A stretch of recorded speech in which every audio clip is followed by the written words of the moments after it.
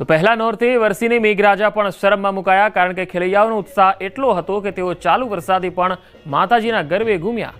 માંડવીના કરંજ ગામમાં મોડી સાંજે વરસાદ થયો। ગરબા ચાલુ હતા અને વરસાદ થતા ખેલૈયાઓએ ગરબા રમવાનું ચાલુ રાખ્યું। લોકો ભીંજાતા ભીંજાતા પણ માતાજીના ગરબે ઘૂમ્યા। વરસાદમાં ભીંજાતા ગરબાની મોજ માણી।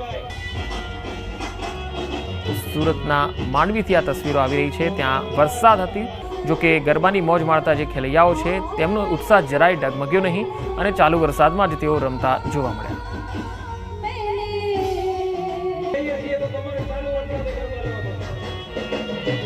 તો વર્ષ દરમિયાન આમ તો કુલ 4 નવરાત્રી આવે છે, જેમાં આસો સુદની શારદીય નવરાત્રીની ખેલૈયાઓ ભારે આતુરતાથી રાહ જોતા હોય છે। ખેલૈયાઓ ગરબા રમવા શહેરોમાં પાર્ટી પ્લોટોમાં ગરબાનું આયોજન થતું હોય છે, ત્યારે શક્તિપીઠ અંબાજી મંદિરમાં ચાચર ચોકમાં ગરબા રમવાનો આનંદ કંઈક અલગ જ હોય છે।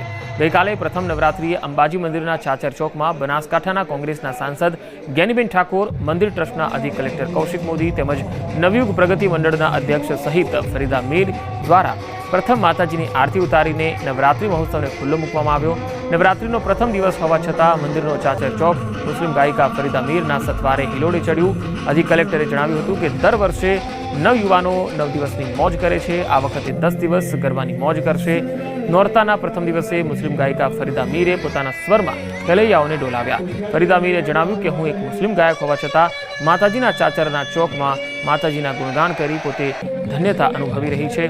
પ્રથમ નોરતે માતાજીના ચાર ચોકમાં ગરબા ગાવાનો મોકો મળ્યો એ માનો ઉપકાર છે। આ શબ્દો સાથે તેઓ ભાવુક પણ બન્યા।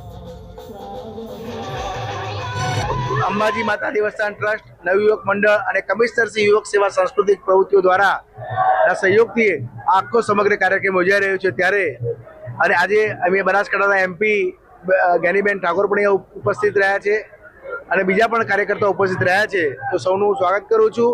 અને આ વખતે 9ને બદલે 10 દિવસના એક તિથિ વધારે હોવાથી 10 દિવસ ખેલૈયાઓને આ ગરબા ગાવાનો તક મળશે।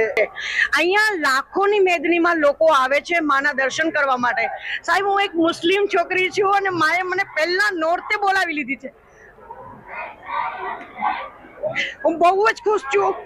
રિયલી મા પાસે બી હું બહુ જ રડી છું કે રિયલી હું બધામાંથી તો આશીર્વાદ હશે જ, જે મારી માથે વરસ્યા છે ને એ કલ્પના બહાર છે। હું બહુ જ હેપી છું કે 9 દિવસથી હવે મને કોઈ ટેન્શન નથી કે મને થાક લાગશે, કેમ કે માં ઊભી છે મારી સાથે। એક તો મારી ખોડિયાર છે મારી સાથે અને અંબામાં મારી માથે ફિદા છે। નવરાત્રીની અંદર હું એક મુસ્લિમ છોકરી તરીકે હું એક સંદેશો આપી રહી છું કે વધારેમાં વધારે પ્રાચીન ગરબાઓ ગાવાનું અને માના નોરતાની અંદર લોકો જે મન મૂકીને નિર્દોષ આનંદ કરવા માટે આવે છે તો એ તમારા ગરબા ઉપર રમે છે, તો માની ભક્તિ પણ થાય અને માના ખોળામાં રમવાની મજા પણ આવે।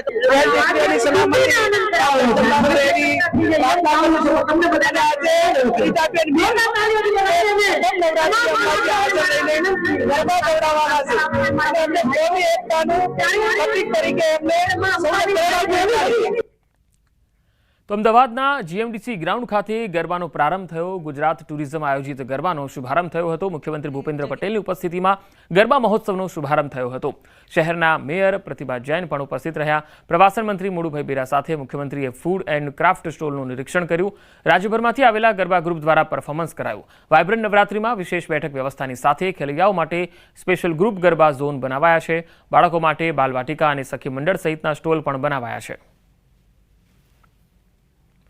તો GMDC ગ્રાઉન્ડમાં પણ મોટી સંખ્યામાં જે માઈ ભક્તો છે અને ખાસ ગરબા રસિકો છે તેઓ પહેલા નોરતે પહોંચ્યા હતા। યાત્રાધામ પાવાગઢની આ તસવીરો તમે જોઈ શકો છો। શારદીય નવરાત્રીના બીજા દિવસે વહેલી સવારે ભક્તોનું અહીંયા ઘોડાપૂર મટ્યું। મોટી સંખ્યામાં ભક્તો પાવાગઢ પહોંચ્યા।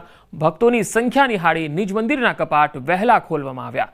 વહેલા કપાટ ખોલી મંગળા આરતી કરવામાં આવી। તો શારદીય નવરાત્રીના પહેલા નોરતે શક્તિપીઠ યાત્રાધામ પાવાગઢ ખાતે મોટી સંખ્યામાં યાત્રાળુઓ દર્શનાર્થીઓ ઉમટ્યા। મંગળા આરતીથી લઈને આખો દિવસ ભક્તોનો પ્રવાહ જોવા મળ્યો હતો।